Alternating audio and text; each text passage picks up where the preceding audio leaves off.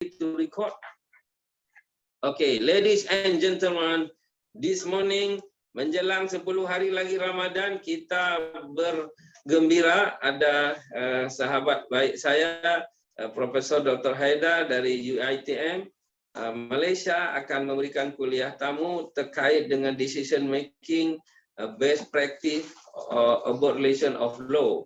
Kita akan mendengar dulu who's who, siapa sebenarnya Profesor Dr. Haidar Ziyauddin ini, yang saya sudah mengenal lama dengan beliau. Malah tadi malam saya cakap kepada Ghazali Abbas yang dia juga harapan dengan almarhum Tan Sri Sanusi, sehingga saya katakan satu masa Cik Ghazali atau Bang Ghazali perlu jumpa dengan Prof. Haidar, mungkin di Zoom atau physical. Pertama karena dua-duanya handsome, hampir sama lah. Yang kedua ada Chinese culture-nya. Yang ketiga dia pun pernah di parlemen 10 tahun, DPR RI dari Parti Islam, Parti Persatuan Pembangunan. Kemudian selepas itu dia ikut pula dalam parlimen, tapi dalam Dewan Perwakilan Daerah. Jadi dia senator, bukan legislator pula. Nah sekarang dia advisor kepada MB Aceh. Jadi kalau nanti balik sana, Prof. Haidar digelak red carpet nanti oleh dia. Tadi malam dia kata macam tu. Tapi karena kita tak sempat join tadi malam, saya bagi salam sajalah. Okey, siapa itu Profesor Dr. Haidar? Teman-teman tolong simak nanti kalau di kuis saya tanya, Anda harus bisa jawab. Paling tidak ulang tahunnya tanggal berapa kita kirim kado ke Kuala Lumpur. Setuju? Okey, silakan Prof. Haidar. Terima kasih sahabat saya Dr. Syarriza. Yes. Assalamualaikum warahmatullahi taala wabarakatuh. Waalaikumsalam. Terlebih dahulu saya mengucapkan terima kasih kepada Pak Reza kerana sekian kalinya menjemput saya untuk berkongsi pandangan dan juga pendapat.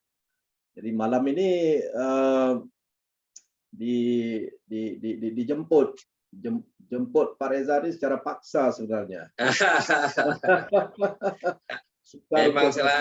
Memang selalu secara paksa pun. Jadi katanya jemputan, tapi itu paksaan sebenarnya.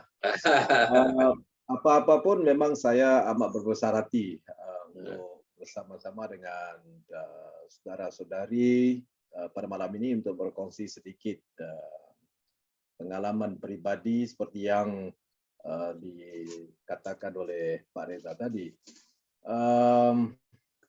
Jadi sebenarnya untuk saudara-saudari yang belum mengenali Universitas Teknologi Mara, ataupun kalau di sini tapi sebelum Prof interruption, sebelum Prof Haidar bagi tahu about your university, you must be to introduce yourself first.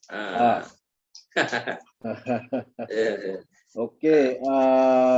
Siapa tahu daripada student ni ada nak pergi ke Kedah, Merbuk, mungkin jadi besan, tak pernah tahu kan.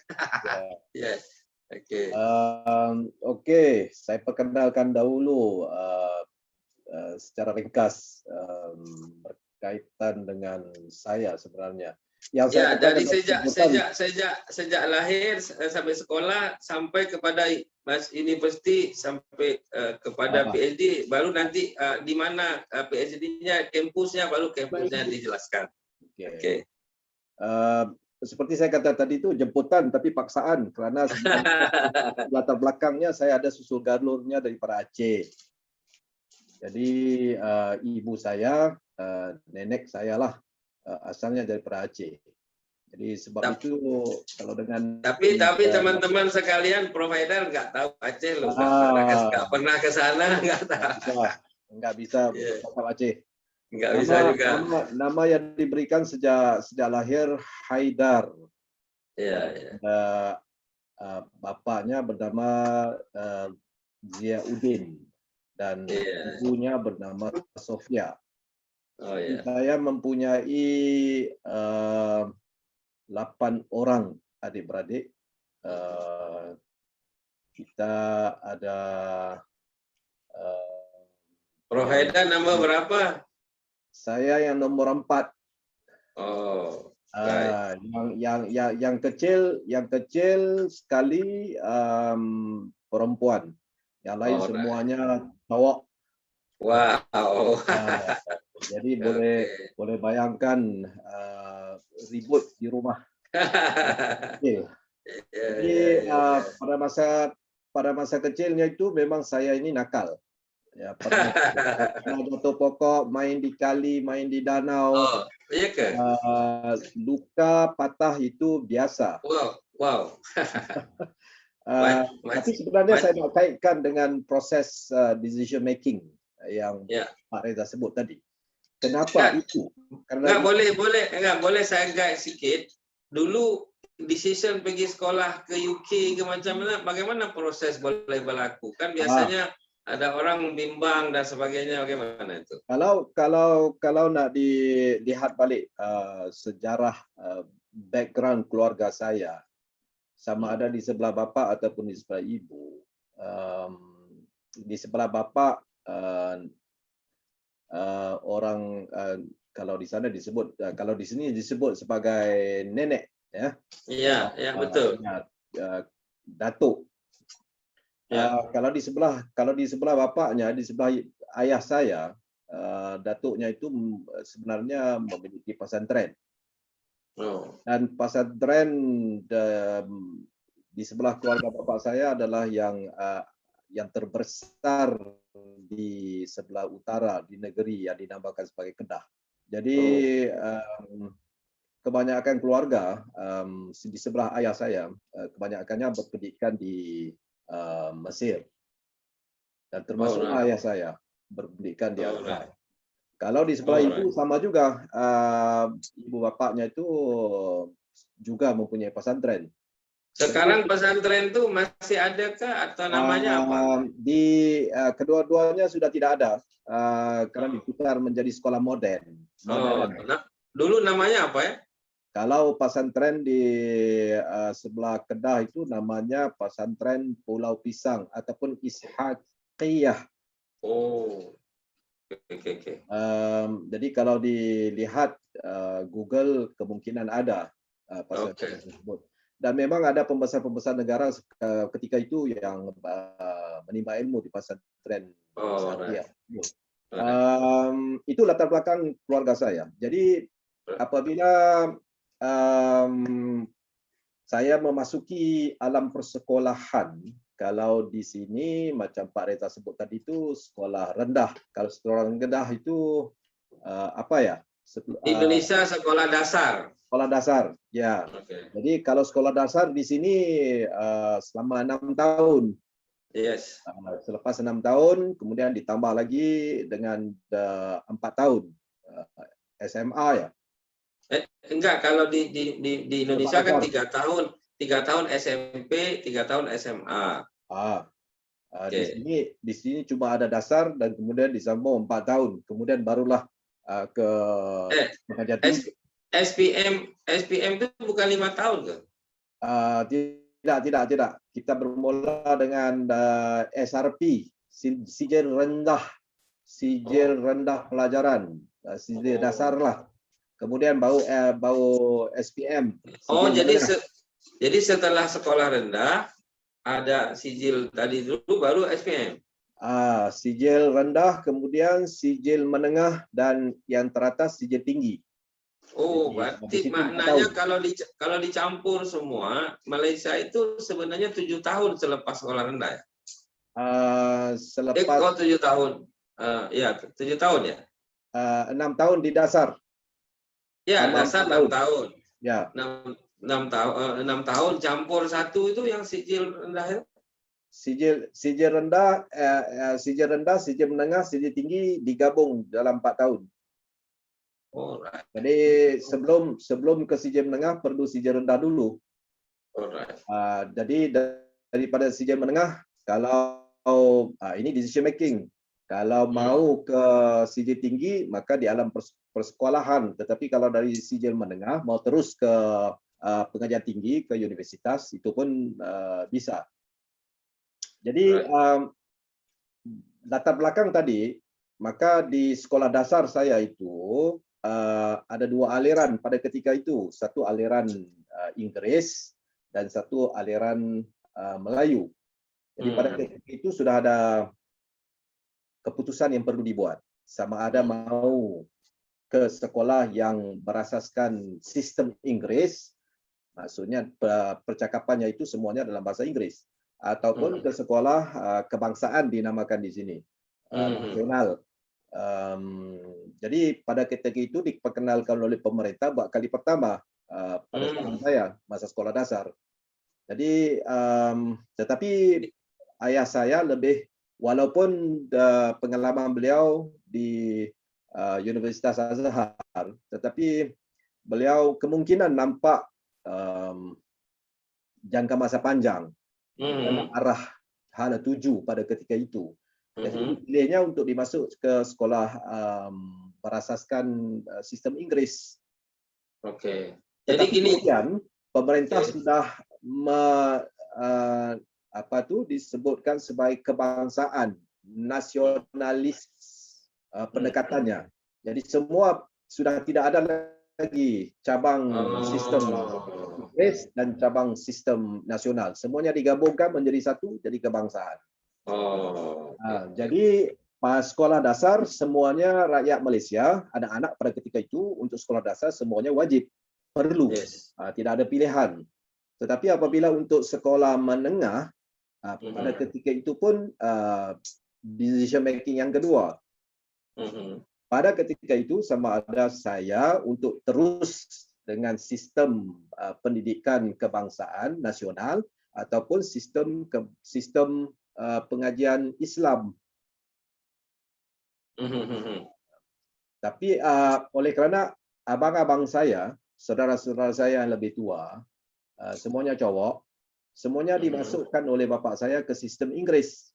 Jadi sebentar, kawan-kawan untuk tahu, Malaysia ini kan jajahan Inggris. Kalau kita kan jajahan Belanda. Jadi di Malaysia itu ada 2 sistem pendidikan yang berorientasi Commonwealth atau Inggris Raya ataupun Melayu. Tadi beliau mengatakan di awal-awal masih ada 2 pilihan untuk sekolah dasar itu telah rendah, mau mengambil kurikulum berbasis UK itu Inggris atau Melayu. Tapi kemudian pemerintah Malaysia untuk sekolah dasar mungkin untuk membangun nasionalisme kebangsaan, maka sekolah dasarnya semua harus sekolah kebangsaan, tidak lagi pergi ke sekolah yang berbeda dengan itu. Jadi ini adalah sebuah keputusan yang ayah beliau ambil dulu. Betapapun ayah beliau ini lulusan Mesir yang notabene itu berbasis Arab, tapi beliau melihat ke depan bahwa anak-anaknya harus berpikir global sehingga diperlukan sebuah pengetahuan yang berbasis international language. Itu kira-kira yang beliau sampaikan di awal. Tapi kemudian bagaimana setelah degree Prof. Haidar masuk banyak pilihan sehingga memilih salah satu, atau macam mana sebenarnya apabila di pendidikan menengah, kemungkinan SMA ya kalau di sana. Iya. Pendidikan menengah, di situ pun sudah ada orang kalau disebut sebagai crossroad, persimpangan. Mana nak pergi, ke kanan ataupun ke kiri. Pada ketika itu saya rasakan kemungkinan ayah saya mempunyai perancangan yang tertentu. Kerana saudara-saudara tua saya semuanya diletakkan dalam sistem Inggris. Tetapi saya ini diperintah untuk melanjutkan pelajaran ke sistem syariah. UIA. Sekolah, sebab pada ketika itu ada sekolah SMA yang berdasarkan kepada sistem syariah di Arab. Kalau di Jakarta itu disebut sekolah Islam Al-Azhar misalnya. Ya, seumpama itu. Jadi daripada sekolah itu maka saya terus melanjutkan pelajaran ke Universitas Islam Malaysia. Itu masa sekolah menengah itu boarding ke atau pulang balik rumah? Boarding. Alright. Jadi Ya. teman-teman, ini ada siapa ini? Ada Ica, ada apa deh ya di Malaysia itu ya. Tidak semua anak tamat SMA itu boleh melanjutkan ke perguruan tinggi. Jadi di sana selesai tamat SPM tadi, mereka itu harus ikut setahun STPM atau dia perlu ikut foundation studies. Jadi di situ akan ditentukan dia ini punya kemampuan nggak ke jalur akademis atau dia sebaiknya jalur diploma aja. Kalau di Indonesia semua lulus SMA, SMK semua boleh pergi ke universitas. Jadi akhirnya nanti di kampus nggak jelas anak ini sebenarnya kemampuan kompetensinya seperti apa. Jadi sebenarnya ini sesuatu yang kurang tepat ya, karena misalnya anak SMK sejak awal kan dia sudah milih vokasi. Kenapa kok pergi kuliah ke S1? Nah, mestinya dia pergi ke politeknik atau dia pergi ke sarjana terapan kan. Tapi di Malaysia tidak bisa begitu. Kalau nggak lulus STPM tadi atau foundation studies, dia nggak boleh masuk ke program akademis gitu. Nah, jadi sampai di situ provider kemudian dia melanjutkan S1-nya di Universitas Islam Antarbangsa. Kalian kalau mau tahu tentang kampus ini, tolong lihat ya, klik www itu iium.edu.my. Itu tempat beliau kuliah dulu. Itu saya sudah sering pergi ke sana. Itu lebih 100 negara ada yang kuliah di kampus itu. Beliau adalah alumni S1-nya kalau di kita atau degree. Setelah itu bagaimana? Silakan Prof. Haidar, dan 5 menit lagi. Ya, kita lanjut ke Universiti Islam Antarabangsa dalam jurusan hukum. Jadi apabila tamat degree, first degree dalam bidang hukum, saya terus bekerja sebagai pengacara. Kalau di sini disebut sebagai peguam, lawyer, practicing lawyer. Tapi kemudian saya ditawarkan beasiswa untuk melanjutkan pelajaran ke peringkat master. Di peringkat master saya lanjut di Scotland dalam jurusan commercial law, undang-undang perdagangan.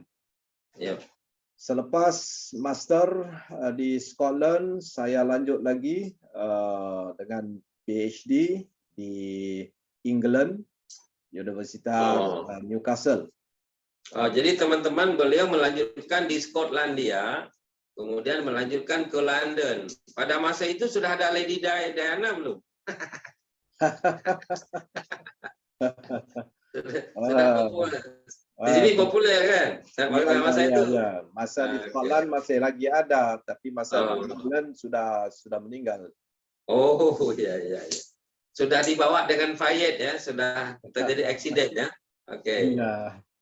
Ya, jadi teman-teman, itulah Prof. Haidar, seorang anak muda dari Kedah. Kedah ini teman-teman, Malaysia bagian utara. Jadi dari kampung beliau itu dekat ke Thailand, bagian selatan. Nah, sekarang kita masuk kepada bab kedua. Apakah pengambilan keputusan sebagai mata kuliah kita, adakah terkait dengan hukum yang kalian harus tahu? Karena setiap pengambilan keputusan di tingkat korporasi, perusahaan, atau di tingkat institusi formal, itu selalu mau nggak mau pasti ada kaitannya dengan regulasi, dengan hukum yang berlaku di sebuah negara. Nah, beliau akan jelaskan bagaimana sebuah pengambilan keputusan itu berkaitan dengan bidang hukum. Silakan, Prof. Haidar, chapter 2. Ya, menyentuh tentang perkara-perkara yang perlu kita lihat untuk kita membuat sesuatu keputusan. Tapi tergantung sebenarnya di peringkat mana keputusan yang perlu kita buat. Kalau di peringkat pribadi, proses yang terlibat untuk kita membuat keputusan. Contohnya sama ada mau melanjutkan pelajaran di Malaysia ataupun di England ataupun di Amerika ataupun di Australia. Jadi itu di peringkat pribadi, di peringkat personal. Jadi apabila kita mau membuat keputusan, ada beberapa faktor pertimbangan yang kita berikan. Suatu sudah sentuhlah untung ruginya. Apa untung kalau kita melanjutkan pelajaran ke Malaysia dan apa ruginya kalau kita ke Malaysia ataupun ke Australia dan juga sebagainya. Di situ sudah ada pertimbangan dalam diri kita sendiri. Jadi maksud saya kita perlu mengambil kira faktor-faktor yang tertentu. Kalaulah faktor keuangan yang menjadi persoalannya, maka kita pertimbangkan sebelum kita buat keputusan untung ruginya. Bagus, mana advantages dan disadvantages, mana yang memberi faedah yang lebih besar kepada kita dan mana yang tidak memberi faedah kepada kita. Jadi sama juga, sama ada di peringkat diri sendiri, sama ada kita mau melanjutkan pelajaran ataupun mau bekerja dahulu ataupun bekerja sambil belajar. Jadi semuanya itu kita beri pertimbangan. Jadi apabila kita sudah pasti, tetapi pertimbangan kita itu mesti satu pertimbangan yang jelas. Maksudnya kita sudah mengambil kira faktor-faktor advantages dan disadvantages. Oke, advantage and disadvantage. Saya mau buka sebentar. Ica dan Dea yang saya lihat di layar, coba kamu mengambil keputusan kuliah kemarin tuh sudah kerja baru mengambil keputusan nyambung kuliah, atau kamu sedang kuliah baru keputusan mencari kerjaan? Mana yang kamu lakukan, Ica, waktu itu? Ini kita mau lihat, Prof. Ini dia bagaimana dulu, dia kerja dulu, baru dia udah ada gaji, dia pergi sekolah, atau sedang sekolah, dia merasa masanya terlalu banyak, sisanya dia pergi cari kerja. Tadi Prof. Haidan mengatakan, ngambil keputusan itu pertama ada pada peringkat pribadi dulu, pada personal, apakah untung ruginya saya mengambil keputusan ini? Misalnya kayak kalian, apakah mau fokus kuliah aja, atau kerja aja, atau sambil kerja juga kuliah? Itu kan sebuah keputusan-keputusan yang pada tingkat pribadi. Nah, Ica dulu gimana mengambil keputusannya? Silakan untuk kalau kita dengarkan sebelum Prof. Haidan lanjutkan yang terjadi pada kalian. Silakan. Kalau saya itu dulu Pak, sebentar. Sebelumnya Ica ini dulu SMA-nya di Jakarta, di luar daerah, atau di mana? Terus kamu bekerja sekarang atau berusaha sendiri atau apa? Itu perkenalkan dulu di awal, baru nanti kamu sebutkan keputusan tadi. Saya itu kuliah SMA-nya di Jakarta. Terus setelah lulus mutusin buat cari kerja terlebih dahulu. Habis itu baru lanjut kuliah, Pak. Oh, jadi kamu kerja dulu setelah tamat SMA itu ya? Iya. Oke, kemudian kamu merasa untuk meringankan orang tua kamu membiayai sendiri, apa itu dasar keputusan? Pak, faktor biaya. Oke, jadi kamu sekarang bekerja di bidang apa? Barang kah, jasa atau apa? Kalau saya di bidang jasa, Pak. Bagian jasa administrasi. Hah? Bagian administrasi. Enggak, itu tempat kerjanya, company kamu kerjanya itu. Di bagian jasa, Pak. Iya, jasa apa? Jasa pelayanan. Ya, melayani banyak. Melayani apa? Hotel, apa banking, apa lawyer office, itu kan jasa semua. Pelayanan lebih ke apa ya, Pak? Bagian administrasi kayak di kelurahan gitu.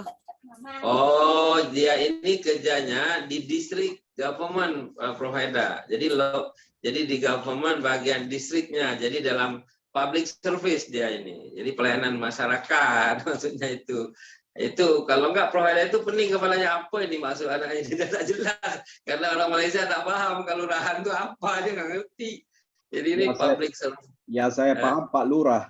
Pak Lurah pahamnya dekat dari orang Aceh itu. Oke, baik. Jadi Ica ini decisionnya provider, dia selepas SMA itu dia bekerja dulu. Ketika bekerja dia sudah punya gaji, dia decision ambil kuliah supaya dia boleh membiayai atau menginvestasikan kuliahnya dengan by herself, jadi dengan uangnya sendiri. Oke. Kalau Dea, bagaimana kamu mengambil keputusan waktu kuliah? Kalau saya sih kurang nggak jauh beda sama Ica ya Pak. Saya lulus SMA saya kerja dulu baru kuliah. Kerja dulu baru kuliah. Itu tujuannya sama, motif meringankan orang tua ya? Iya, betul, Pak. Karena ada Biar juga kuliah membiayai sendiri aja gitu, Pak. enggak, ada juga motif untuk membuat orang tua membiayai lama sampai semester 12 belum selesai. Ada juga gitu. Enggak gitu, Pak. Kasihan orang Oke. tuanya, Pak. Kasihan. Sulis dan Veronica, dua lagi deh yang ada di kamera saya lihat. Sulis, gimana dulu kamu sekarang fokus kuliah aja juga bisa kan? Tergantung keputusan masing-masing. Gimana Sulis?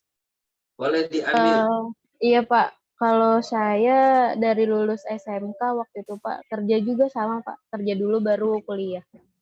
Oke, bidang kerjaan apa sekarang ditekuninya? Sekarang di admin Pak, perusahaannya bakery and cake makanan. Oh, jadi bakery and cake provider. Jadi kalau kita ke Jakarta, kita nak pergi tempat Sulis ni lah. Kita pergi minum kopi. Iya. Oke, Vero, apa you punya decision masa itu, Vero? Waktu habis lulus SMK, kan SMK-nya di Jakarta. Lulus SMK sih langsung kuliah, tapi di pertengahan kuliah memutuskan untuk sambil bekerja. Oke, good. Jadi provider, ini dua yang pertama, dia kalian yang agak ribut di belakangnya di mute aja ya. Yang dua pertama itu base-nya SMA. Yang dua tadi dia bilang SMK. Nah, kalau di Malaysia, teman-teman, jumpa SMK itu bukan sekolah menengah kejuruan. Di sana sekolah menengah kebangsaan. Kayaknya. Kalau di sini SMK itu sekolah menengah kejuruan. Jadi dia vocational. Jadi beda K-nya di sini dengan K di sana. Jadi mereka ini dua-dua berempat ini decision-nya lepas SPM masa itu SMA di sini. Dia bekerja, jadi decision-nya bekerja dulu, kemudian dia dapatkan income, baru dia decision ambil kuliah untuk meringankan orang tua. Jadi yang Prof. Heda kata tadi, tentu untung ruginya dipertimbangkan pada awalnya, ya karena orang tuanya tidak mempunyai capacity financial support untuk semua, mungkin adik-beradik banyak. Jadi macam itu Prof, ini sudah dilakukan oleh kawan ini. Tadi Prof kata, pertama kena untung ruginya, kemudian silakan lanjut tadi. Ya, pada peringkat personal ya, peringkat individu, apabila kita perlu membuat sesuatu keputusan, sudah semestinya kita identify, kita kenal pasti perkara yang menjadi kesulitan untuk kita sehingga kita perlu membuat keputusan. Kerana kalau perkara yang bukan kesulitan, jarang sekali kita perlu membuat keputusan sebab kadang-kadang dia bergantung kepada contohnya lah. Kalau kita mau makan, kalau kita sudah minat dengan satu makanan, kita ambil makan saja. Tetapi kalaulah makanan yang dihidangkan itu berbagai, jadi kita mau pilih yang mana satu. Jadi untuk personalnya itu kita perlu identify, kena pasti dahulu apa yang perlu diputuskan. Jadi mau ambil makanan ini kah ataupun yang itu. Jadi itu kalau di peringkat yang simple ya. Tetapi kalau kompleks, decision making yang perlu kita buat itu melibatkan urusan yang agak sulit. Jadi sudah pastinya lah perkara yang pertama sekali kita perlu identify. Kita perlu kenal pasti isunya itu, masalahnya itu. Jadi apabila kita kenal pasti masalahnya, jadi mudah untuk kita nak memikirkan, mengambil kira faktor-faktor yang tertentu. Sama ada isunya itu faktornya keuangankah, faktornya sosialkah, faktornya politikkah, faktornya kesehatankah, faktor apa lagi yang perlu kita ambil kira. Jadi sesudah kita memberi pertimbangan yang wajar, kita melihat untung ruginya tadi. Kalau istilah dalam decision making proses ini dikatakan ada banyak ya teorinya itu. Sama ada teori cost benefit analysis, sama ada zero sum game. Jadi sama ada balancing exercise. Mhm. Itu semuanya teori-teori yang ada dalam kita mau membuat sesuatu keputusan. Tapi yang pokoknya, bila kita identify sesuatu masalah, sesuatu perkara yang mau kita buat keputusan, beberapa faktor perlu kita ambil kira.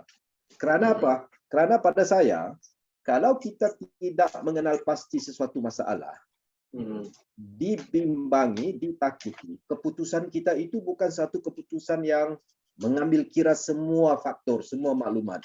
Dan dibimbangi nanti apabila berlaku sesuatu masalah yang lain yang kita tidak bersedia. Jadi kalau kita mengambil faktor yang tertentu berdasarkan untung rugi tadi ini, kita sudah mengambil pertimbangan mengenai sumber keuangan. Macam tadi contohnya Ica, dia bekerja kerana biaya, faktor biaya. Jadi dia sudah memikirkan, walaupun dia memahami bekerja sambil belajar ini agak memenatkan sebab faktor masa, mau diberi masa untuk belajar dan masa untuk bekerja. Jadi itu sudah diambil kira. Kerana kalau tidak diambil kira, nanti dibimbangi apabila berlaku konflik, berlaku pertembungan di antara pekerjaan dengan pembelajaran, pekerjaan dengan pendidikan, yang Ica perlu membuat keputusan yang mana satu perlu diutamakan. Jadi kalau timbul konflik itu, apabila sudah diambil semua pertimbangan, memudahkan untuk Ica untuk membuat keputusan. Sebab semua pertimbangan untung ruginya, cost benefit analysis, semuanya sudah dibuat. Itu istilah-istilah ya. Tapi sebenarnya peranannya itu kita buat, cuma istilahnya saja diguna berbeda. Kalau kita tidak mengambil pertimbangan semuanya itu, dibimbangi apabila kita menghadapi isu, apabila kita menghadapi complication, kesulitan, kesukaran. Jadi kita tidak bersedia untuk nak menghadapi kesukaran tersebut. Kita tidak bersedia untuk menghadapi kesulitan, itu menyebabkan kita depres. Oke, saya mau explore sedikit, teman-teman. Beliau mengatakan mengambil keputusan pada peringkat private, pribadi, tadi mau kuliah dulu atau mau kerja dulu dan sebagainya, itu agak mudah. Tapi ketika pengambilan keputusan itu sudah agak kompleks, menyangkut pertimbangan entah itu ekonomi, sosial, budaya, politik, maka yang harus kalian lakukan pertama kali adalah mengidentifikasi ini masalahnya terkait dengan ekonomi kah, dengan politik kah, atau dengan keuangan kah. Jadi apa dulu ini masalahnya, diidentifikasi sebelum dilakukan sebuah langkah-langkah untuk pengambilan keputusan. Beliau bilang tadi diambil kira itu, kalau bahasa Indonesia itu kita harus memperhitungkan. Jadi di Malaysia itu dikira itu maksudnya diperhitungkan. Kalau di Indonesia dikira itu hanya prediksi, dikira-kira saja. Apa boleh di sana dikira itu memang dihitung secara pasti. Jadi teman-teman ada bahasa kita yang agak beda sedikit. Jadi ketika keputusan yang mau diambil agak bersifat kompleks, maka kita perlu mengidentifikasi ini case yang kita hadapi ini sifatnya gimana. Oke, sekarang sebelum Prof. Haidar melanjutkan, saya mau bagi kesempatan bagi teman-teman yang bertanya terkait apa yang beliau sampaikan di awal dulu tentang dasar pengambilan keputusan yang bersifat pribadi maupun yang bersifat agak kompleks dengan mengidentifikasi. Misalnya kalian besok mau menikah ya. Ini kan keputusan yang tidak mudah. Apakah menikah sekarang sedang kuliah, ada yang mau melamar misalnya bagian cewek, atau lagi cowok juga begitu, atau kalian sebenarnya habis S1 mau ke S2 apa ke es krim atau es lilin. Jadi misalnya begitu ya. Jadi silakan Sulis atau siapa, tolong yang kamera di-on-kan, mungkin boleh dari yang awal tadi Satria, ada mau tanya dulu boleh. Saya beri kepada male first, udah female. Nanti Maisaro juga boleh, Tia juga boleh. Apa ini? Ines, Diva, ini semua cuman ada gambarnya saja. Yang pada males lah, nempang dagu lah. Ini apa betul orangnya tidur atau gimana? Zaman sekarang kuliah agak unik sedikit. Kalau saya bilang harus semua kamera, saya tak mau buat perkara yang sifatnya saya ingin kedewasaan saja. Silakan, siapa yang mau tanya? Mas Satria, mangga. Hanya dikit dong, Pak. Ya. Tadi saya dengarkan Dato Aidar ini ngomong, sorry yang ngomong Dato aku. Ya. Prof Aidar ini kan tadi kan ngomong kan pernah terjun di politik ya.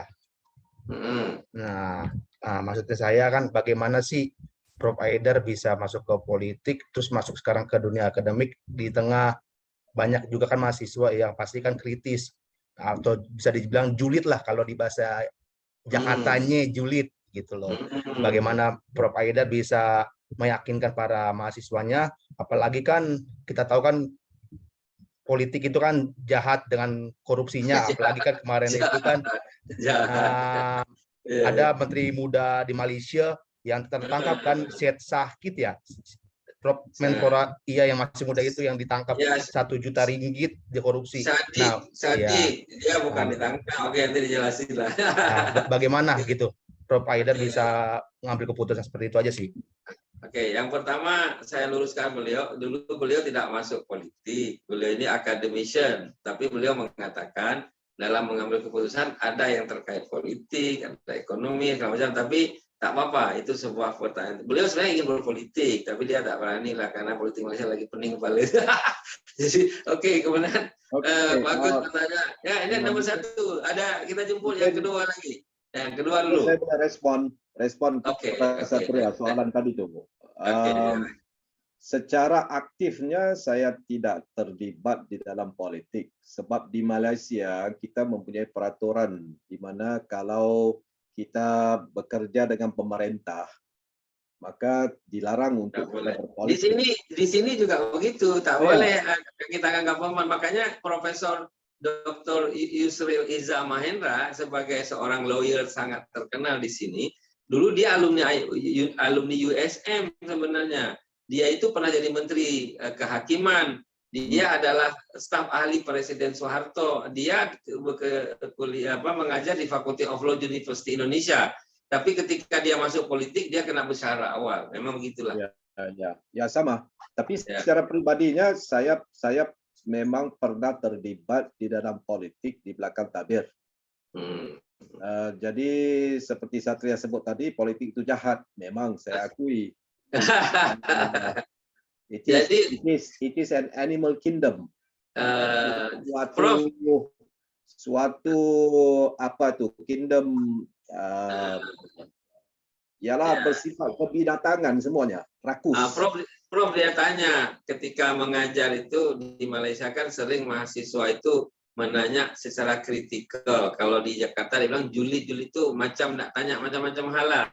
Jadi kayak si Sadik tadi atau Encik Sadik, dia sebenarnya kan sebuah satu hasil generasi muda Malaysia yang akan ingin membangun negara, tapi dia dituduh korupsi segala macam. Ini adalah politik yang tak tahu grey areanya, Mas Satria. Mungkin Prof Haidar boleh menjelaskan karena Sadik ini alumni dari kampus yang sama dengan beliau UIA itu. Yang saya tahu dia tidak begitu, malah dia yang dihadang sana sini supaya anak muda Malaysia nggak muncul karena di sana kayak politik zaman Orde Baru di kita. Seperti mana Prof Haidar? Jawablah, dia tanya tadi Sadik tuh. Ya, kasus yang berkaitan dengan Menteri Muda tersebut masih belum diputuskan. Jadi belum tahu sama ada bersalah ataupun tidak. Cumanya apabila melibatkan keuangan, ini satu perkara yang saya mau berkongsi juga. Karena di dalam politik seperti yang disebutkan tadi itu menggunakan undang-undang hutan, ya, law of jungle. So semuanya bisa. Cumanya untuk kita membuat keputusan sama ada mempercayai ataupun tidak mempercayai, jangan 100% bergantung informasi kita itu kepada media. Jadi kita perlu selidiki sendiri untuk mengetahui dan mendapat kepastian benar ataupun tidak. Jadi sebab itu saya katakan tadi, banyak perhitungannya banyak perhitungan yang perlu dibuat, perlu dilakukan untuk kita memperoleh informasi yang tepat yang tidak kabur, supaya keputusan kita sama ada mau mempercayai ataupun tidak mau mempercayai, keputusan yang tepat untuk diri kita. Jadi kalau kita hanya bergantung kepada apa yang dikeluarkan informasi daripada media, kita perlu faham sifat media. Kenapa media? Media ini juga suatu perusahaan. Mereka perlu membuat keuntungan sebab perusahaan. Jadi apa yang dikeluarkan informasinya itu condongnya, beratnya kepada siapa yang disokong, siapa yang dibantu, siapa yang mendorong. Ada vested interest lah untuk mereka punya kepentingan. Iya. Jadi bagi kita, bagi saudara-saudari yang mempunyai pikiran yang sendiri, yang kritis, kita jangan sangat terlalu bergantung kepada informasinya hanya daripada sumber media sahaja, khususnya media sosial. Itu kita tidak tahu sumber informasinya itu benar ataupun kabur. Dari mana sumber informasinya? Karena tiap-tiap orang di belakang keyboard dia cuma mengutip informasinya daripada mana-mana dan kemudian dicipta seolah-olah itu informasi yang tepat, informasi yang benar. Jadi sekarang ini kita perlu melihat. Jadi Prof. Haidar ingin mengatakan teman-teman, dalam mengambil keputusan, salah satu stepnya adalah mengidentifikasi. Tapi mengidentifikasi ini janganlah menggunakan satu-satunya sumber informasi, misalnya hanya media, baik media mainstream maupun media sosial, karena udah pasti itu tidak cukup untuk menjadi satu bahan dalam mengidentifikasi, karena media ini mempunyai keberpihakan tertentu untuk kepentingan dia. Karena itu sumber informasi kita dalam mengambil keputusan sangatlah disayangkan kalau hanya dari media. Sebab kalian misalnya, saya ini pendapat saya karena di media, belum tentu dia benar. Itu kayak tadi Sadik ditangkap korupsi, enggak. Justru yang sudah di pengadilan sedang korupsi itu mantan Perdana Menterinya malah bisa ke Singapura main golf, itu yang lebih besar masalahnya. Tapi kalau di Indonesia kita boleh cakap apapun, di sana tak berani boleh cakap macam itu. Besok bisa digeser jabatannya. Jadi Prof. Haidar sudah dipahamkan bahwa identifikasi tadi not just only information from the media, apalagi sosial media, karena bisa salah mengidentifikasi, salah juga step-step untuk decision berikutnya. Oke, sebelum lanjut, Sulis atau siapa boleh mau tanya sesuatu kepada Prof. Haidar terkait bagaimana di Malaysia ataupun cara pengambilan keputusan. Karena nanti beliau akan menyatakan di bab 3 apa pengalaman beliau sendiri dengan mengambil keputusan tertentu. Karena beliau ini banyak mengenai perkara-perkara juga, Satria. Beliau ini kalau di Indonesia ini beliau ini ya, kalau di kita siapa ya, pengacara kondang juga lah. Jadi beliau tentu selektif mau membela yang mana. Kalau di Indonesia kebanyakan membela yang bayar biasanya. Maju tak gentar membela yang bayar, bukan yang benar. Oke, Sulis, apa kamu mau tanya? Atau siapa Sun boleh? Tadi atau Sofia, karena tadi Pak Haidar bilang ibu beliau namanya Sofia, ini ada Selvia. Oke, ini ada Agustin, Agus Saputra. Agustin, yuk, biasanya kamu nak nanya apa-apa. Silakan, Agustin. Please, unmute, just now. Hello. Silakan. Ya, kenalkan kamu sekarang di Jakarta apa di mana, terus kamu bekerja atau bisnis sendiri dan sebelum bertanya. Oke, silakan. Apa tadi, Pak? Kamu itu mau nanya apa, silakan dengan Prof. Haidar terkait dengan pengambilan keputusan. Beliau bilang tadi, pengambilan keputusan itu ada pada ranah privat, ranah pribadi, ada pada ranah kita di luar pribadi yang lebih kompleks. Untuk itu kita harus mengidentifikasi sesuatu dengan clear, dengan jelas, jangan bersumber pada informasi yang masih tadi beliau bilang gray, masih abu-abu atau masih kabur gitu. Itu terkait apakah kamu pernah pengalaman mengambil satu keputusan tertentu yang ternyata kamu salah dalam mengambil keputusan itu pada masa waktu kamu di SMA atau pada masa kuliah, misalnya keputusan dalam mengambil satu sikap atau apa.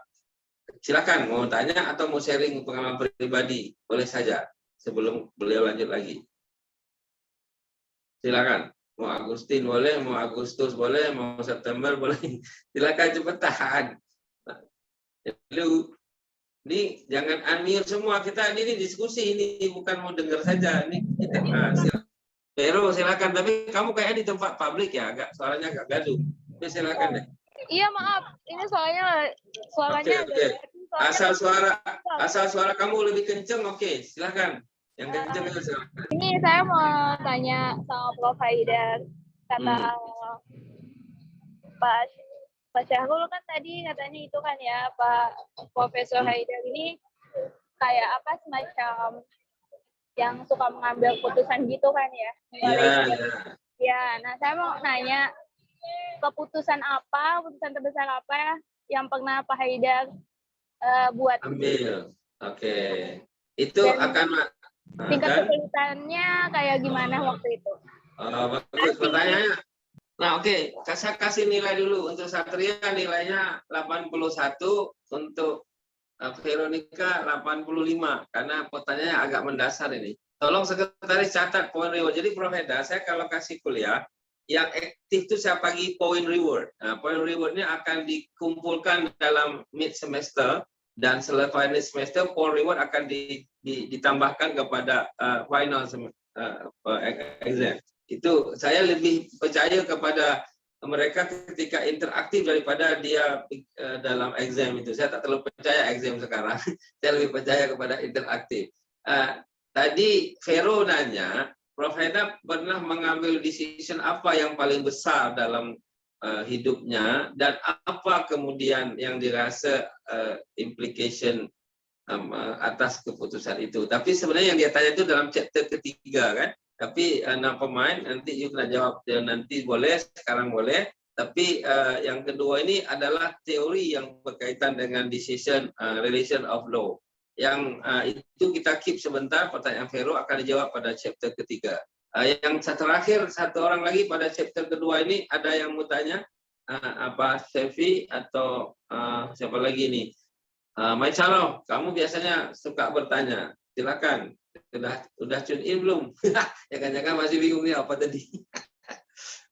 Atau siapa lagi nih? Ada Arum Sumukar nih, kayaknya paketnya pada nggak nongol di kamera itu pasti nilainya lebih sedikit saya kasih daripada yang benar-benar hadir ya. Silakan nih, ada Nicole. Mana ini ketua kelas juga?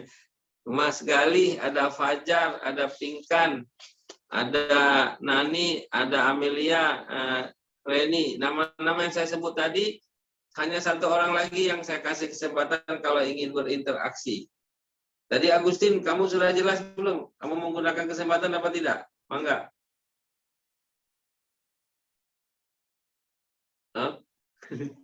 Diam aja.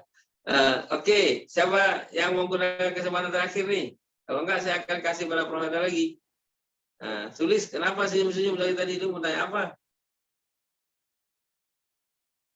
Kalau mau cakap, Iya, Pak. diambil. Okay. Saya mau tanya ini, Pak. Tadi kan dalam mengidentifikasi sumber untuk mengambil keputusan itu kan kalau bisa jangan lewat sosial media ya, Pak.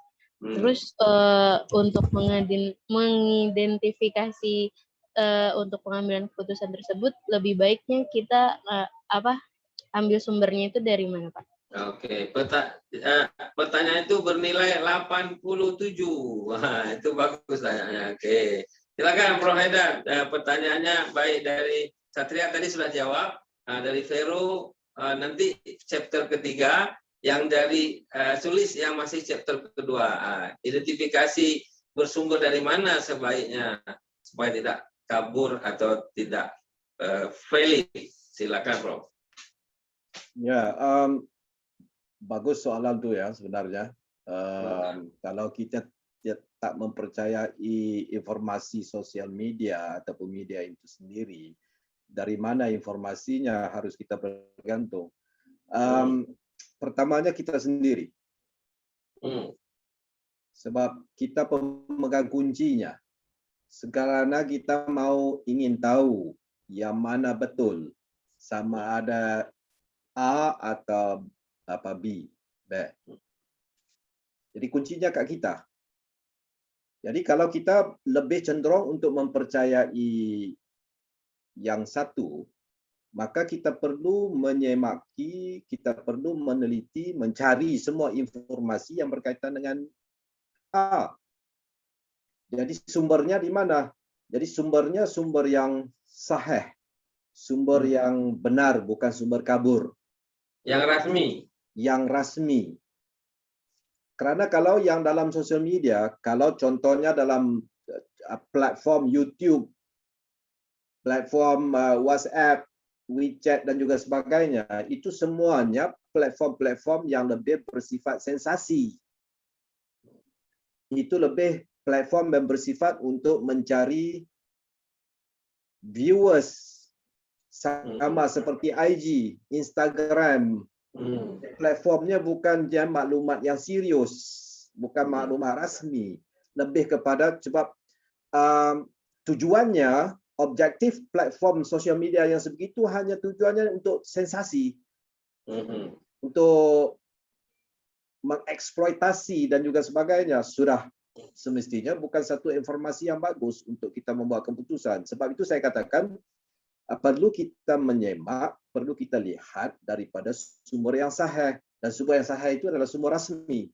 Tetapi kadang-kadang sumber rasmi juga tidak secara total 100%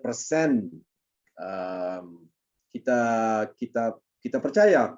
Sebab Mungkin itu saya Prof, katakan boleh, sorry Prof, mungkin bisa dieksplor sedikit sumber rasmi itu apa saja? Mungkin Sulis itu nak tahu apa saja sumber rasmi itu.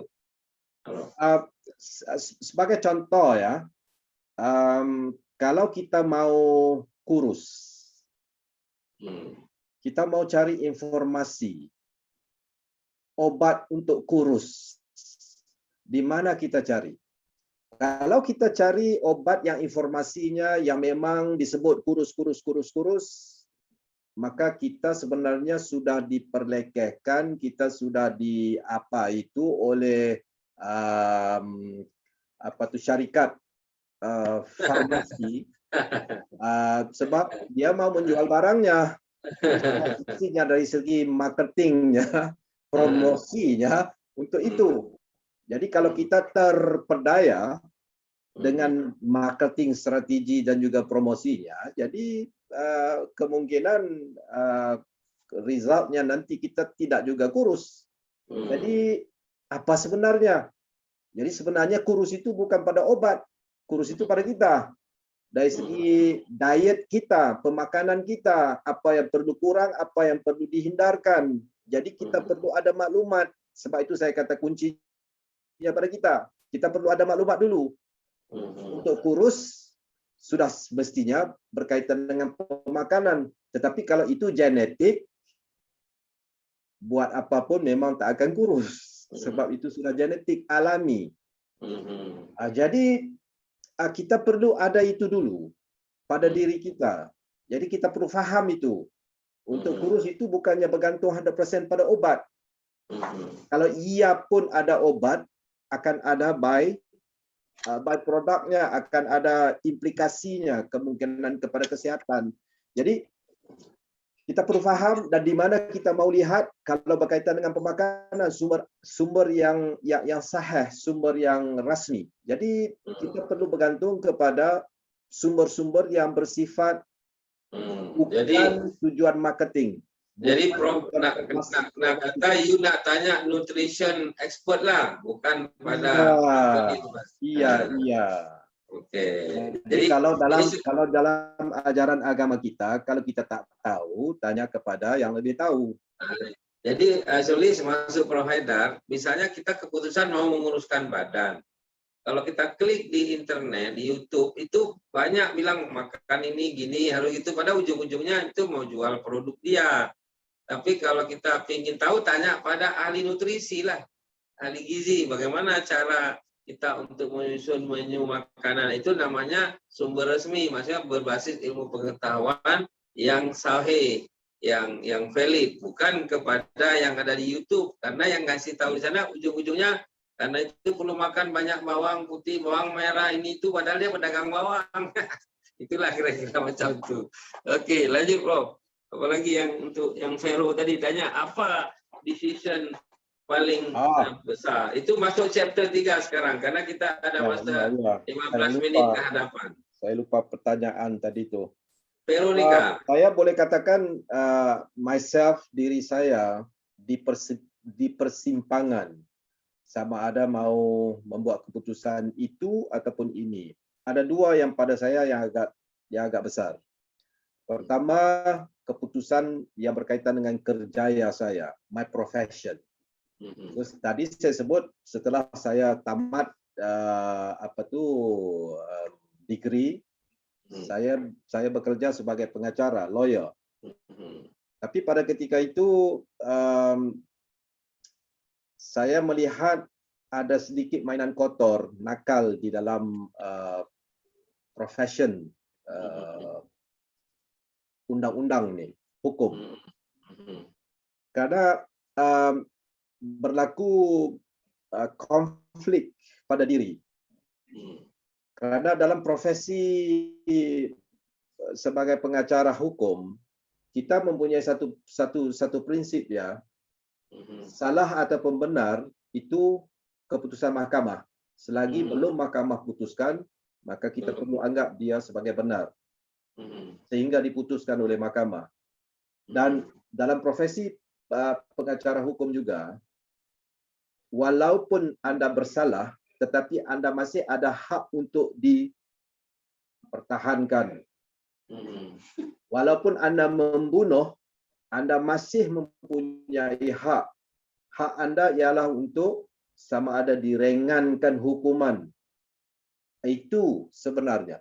Tetapi pada ketika itu saya di persimpangan apabila saya mengendalikan kasus yang melibatkan pembunuhan dan klien anak guaman, kalau disebut anak guaman, klien. Bukan pembunuhan Atatürk ya, bukan. Bukan. Iya. Masa itu saya sudah di profesi akademik. Jadi pada ketika itu saya terpaksa untuk mengambil keputusan sama ada meninggalkan profession sebagai lawyer dan memasuki bidang akademik. Tetapi keputusan yang saya buat itu saya tidak menyesal. Kerana saya anggap keputusan yang saya buat itu tepat. Setelah saya memperhitungkan semua faktor pada ketika itu. Jadi kalaulah atas faktor keuangan, memang profesi sebagai pengacara hukum lumayan. Ya, di sini ada lawyer yang sangat terkenal malah membawa sebuah acara televisi namanya Hotman Paris Hutapea. Ya. Karena begitu banyak uangnya, jadi cincinnya banyak segala macam.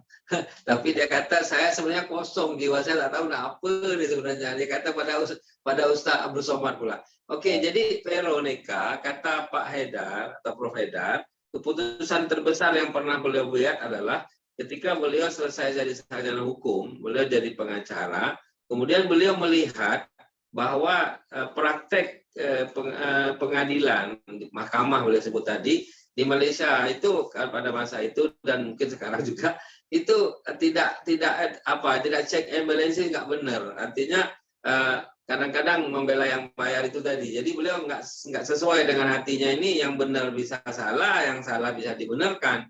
Sehingga beliau berpikir daripada saya meneruskan profesi pengacara, mungkin lebih baik saya menjadi pengajar atau menjadi seorang lecturer di Fakultas Hukum untuk mengajari calon-calon pengacara baru supaya dia tidak berbuat begitu. Kira-kira macam itulah yang dia maksud.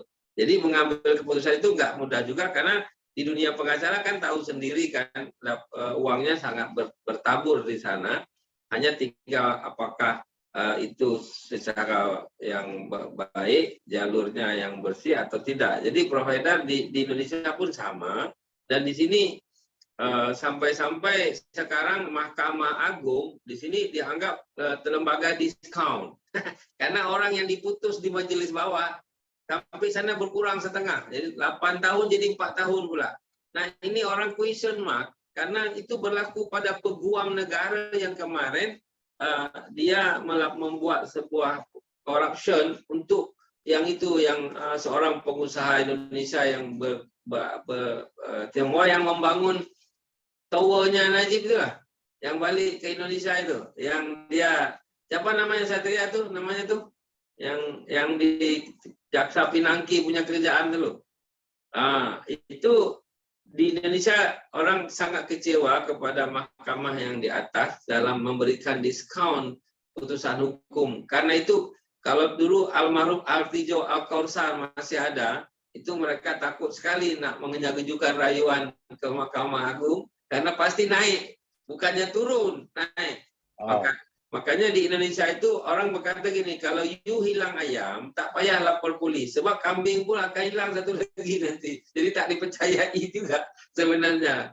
Hal yang sama masih berlaku sampai sekarang ya. Jadi susah sangat nak menegakkan kepercayaan publik kepada polis di Indonesia. Oleh karena itu ada KPK itu, hasil reformasi 98, karena tak percaya pada peguam negara, tak percaya pada polis negara. Maka dibuatlah lembaga ad hoc yang bernama KPK itu. Di Malaysia lebih aneh lagi SPRM itu.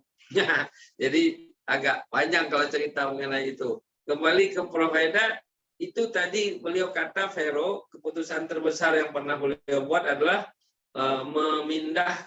memutuskan untuk tidak lagi berprofesi hanya sebagai pengacara, tapi beliau lebih memilih jalur di perguruan tinggi, di Fakultas Hukum. Tapi ada satu lagi Prof. Haidar, contoh misalnya kalau milih istri, payahlah itu private kan.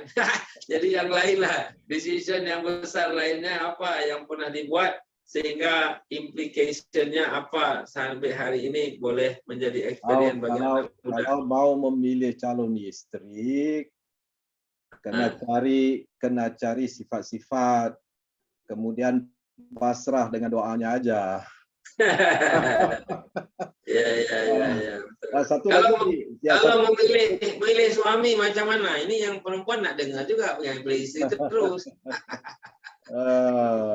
Kalau pilih suami jangan lihat fizikalnya saja, sebab kamu mau hidup bukan 5 tahun tapi 40 tahun. Iya. Oke, lanjut. Bagaimana seterusnya dalam 10 menit ke hadapan? Satu lagi keputusan yang mungkin sukar bagi saya apabila saya sebagai rektor di Universiti Teknologi Mara di Kedah pada ketika itu sebelum Pak Reza datang melawat dan saya kenal beliau di situ.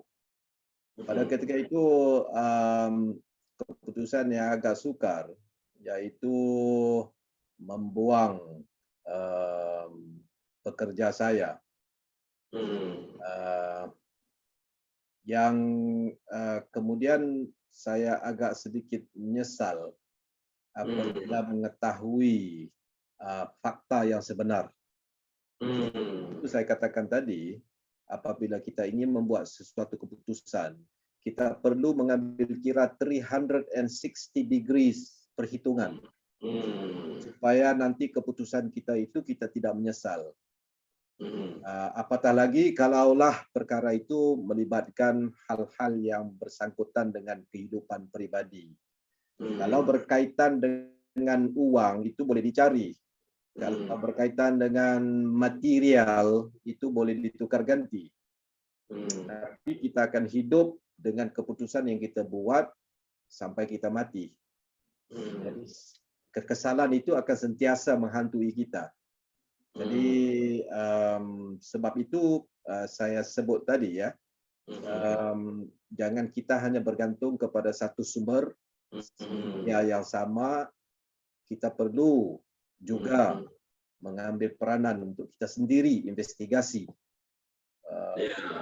Jangan juga percaya kepada orang yang hampir dan juga terdekat. Oke. Karena Jadi kalau apa itu ajaran kemanusiaan, ya. Kalau ingin mengetahui kebaikan kita, kita kena tanya kepada pihak kawan atau lawan. Kalau ingin tahu keburukan kita tanya kepada apa, lawan atau kawan. Jadi itu prinsip kehidupan. Jadi itu Pak Reda yang jadi gini, teman-teman, Prof. Haidar menambahkan satu lagi keputusan yang beliau pernah ambil dalam dalam masa beliau bekerja sampai sekarang adalah tadi beliau mengatakan beliau pernah jadi rektor di Universiti Teknologi Mara yang kampus Kedah. Jadi Universiti Teknologi Mara ini teman-teman kayak UGM, jadi ada di 14 negeri di Malaysia ataupun provinsi. Kita 34 provinsi, Malaysia 14, ya 13 ya, 14. Jadi Kedah ini, jadi beliau pernah, tadi beliau mengatakan membuang itu kalau di kita itu memecat lah atau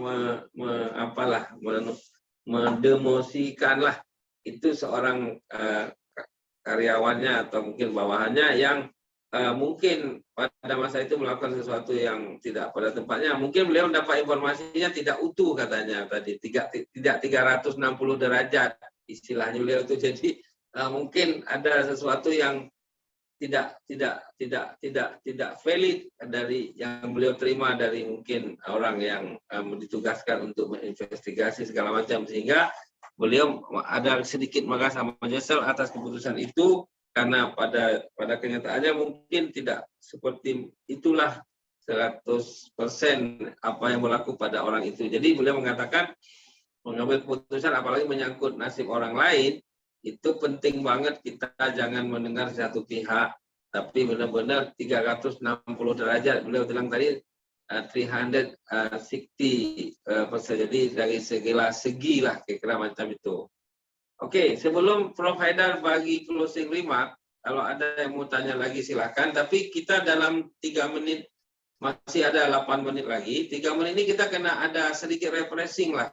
Kang Indah Gumilang mungkin sudah siap apa mau di-share. Kita kena dengar sekejap. Kang Indah, what do you want to share for the refreshing before Prof. Haidar closing remark?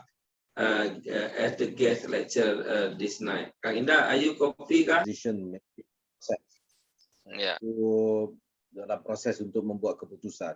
Seperti saya katakan tadi, seharusnya kita melihat sesuatu perkara itu secara terbuka sebelum kita ingin membuat keputusan yang khususnya keputusan yang boleh memberi impak jangka masa panjang terhadap diri kita. Sama ada mau terus berkuliah ataupun mau terus bekerja, ataupun mau apa, ataupun mau rumah tangga di peringkat umur awal, ataupun apa sekalipun pada saya, kita perlu ada short term dengan long term planning.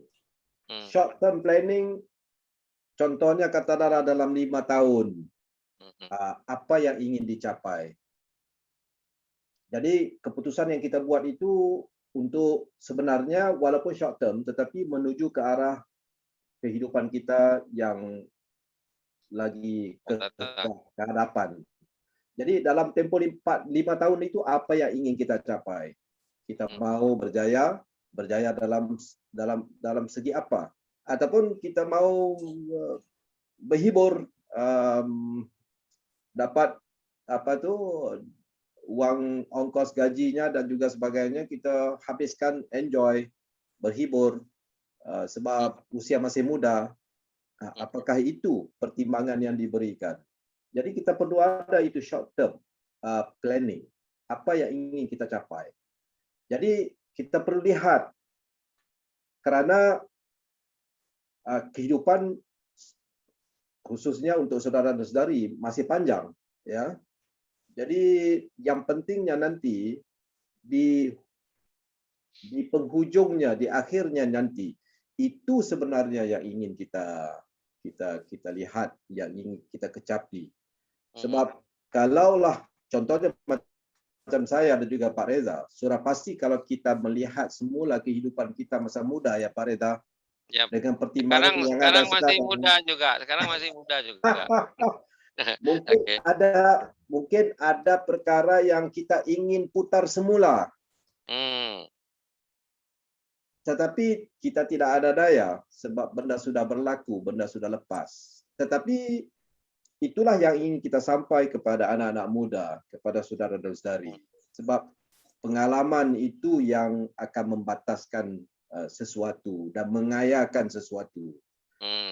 Seperti yang saya kata, kalau saya diberi peluang sekali lagi, saya ingin putar masa yang lampau. Karena pada saya itu tidak memberi apa-apa pun. Dia ibarat seperti apa kita merokok, aksi kita dan juga sebagainya itu kita rasakan itu ganteng, itu apa tuh. Tapi sebenarnya keluar hisap, keluar asap, itu saja tidak memberi apa-apa. Tapi masa kita hisap rokok itu kita tidak ada pertimbangan sebab pengalaman kita kurang. Tetapi kalau sudah ada pengalaman, kita tahu jantungnya sudah tak sehat, nah, kemungkinan kita akan memikirkan kalau diberi masa, kita mau mutar balik masanya itu. Jadi segitulah. Jadi pada saya, yang terakhir ya Pak Reza, Yes. kebanyakan mungkin semua kita, apabila kita ingin membuat sesuatu keputusan, sama ada kita bercakap pada diri sendiri, ataupun kita bertanyakan kepada orang lain. Sama ada rakan sebaya kita, our close friend, ataupun kepada ibu dan juga bapa kita, ataupun kepada saudara-saudara kita.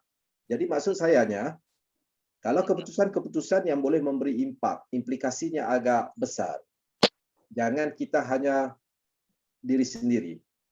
Kita consult orang lain, minta advice. Kalau hal itu hal yang berkaitan dengan agama, kita consult para ustadz. Kalau hal itu berkaitan dengan kehidupan orang tua. Kalau hal itu berkaitan dengan pembelajaran, Pak Reza. Kalau hal itu berkaitan dengan perniagaan, orang yang lebih berpengalaman. Jadi maksudnya, kalau kita hanya membuat keputusan itu berdasarkan kepada pemikiran kita saja, dibimbangi, ditakuti keputusan kita itu tidak benar, tidak jelas, yang mungkin akan menyebabkan kita menyesal.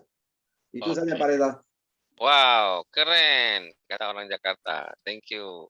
Jadi teman-teman, sebelum saya akhiri, saya dulu mengambil keputusan waktu SMP